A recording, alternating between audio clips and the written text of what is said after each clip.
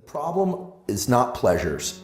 The problem is that pleasure experienced without prior requirement for pursuit is terrible for us. It's terrible for us as individuals, it's terrible for us as groups, and I have great confidence in the human species to work this out, but we are finding now, and we are going to increasingly find, that those who will be successful, young or old, are going to be those people who can create their own internal buffers. They're going to be able to control their relationship to pleasures, because the proximity to pleasures and their availability is the problem.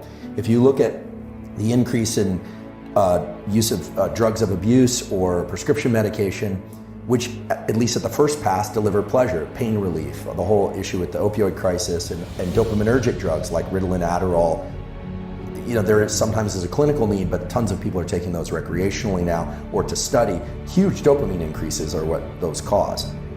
That is a problem. That's a serious problem, because it creates a cycle where you need more of that specific thing. I would say addiction is a progressive narrowing of the things that bring you pleasure. God, that's such a good definition. And I don't like to comment too much on enlightenment, because I don't really know what that is as a neurobiologist, but a good life, we could say, is a progressive expansion of the things that bring you pleasure. And even better, a good life is a progressive expansion of the things that bring you pleasure and includes pleasure through motivation and hard work. And understanding this pain-pleasure balance, whereby if you experience pain and you can continue to be in that friction and exert effort, the rewards are that much greater when they arrive. And so I think that if you look at any drug of abuse or any situation where somebody isn't motivated or thinks, now they may have clinically diagnosed attention deficit hyperactivity disorder, but a lot of what people think is ADHD, it turns out, is people just over-consuming dopamine from various sources. And also the context within a TikTok feed is, the context switch is insane. The brain has never seen, first of all, this is the first time in human evolution that we wrote with our thumbs, but that's a pretty benign shift. And then the other shift is, normally you walk from one room to another, or from a field into the trees, or from a hut or a house, or whatever it is. But now you can get 10,000 context switches in that 30 minutes of scrolling on Instagram or TikTok. And so it's all about self-regulation. We are going to select for the people that can self-regulate.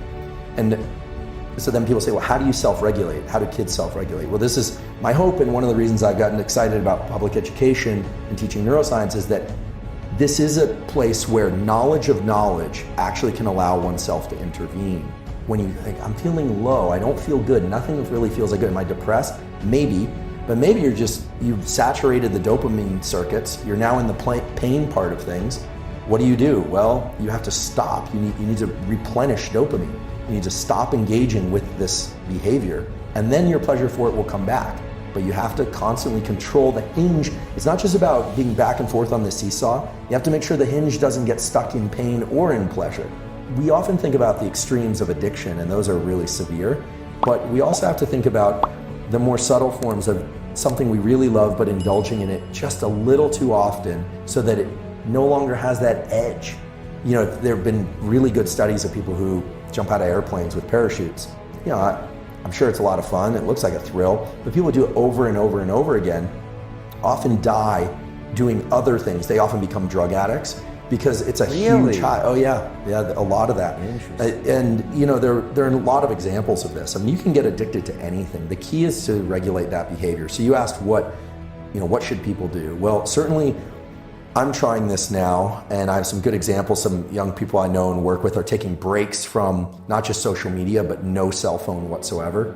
I'm actually trying an odd experiment, which is for the first hour of every day, no phone. Tuned up is very important.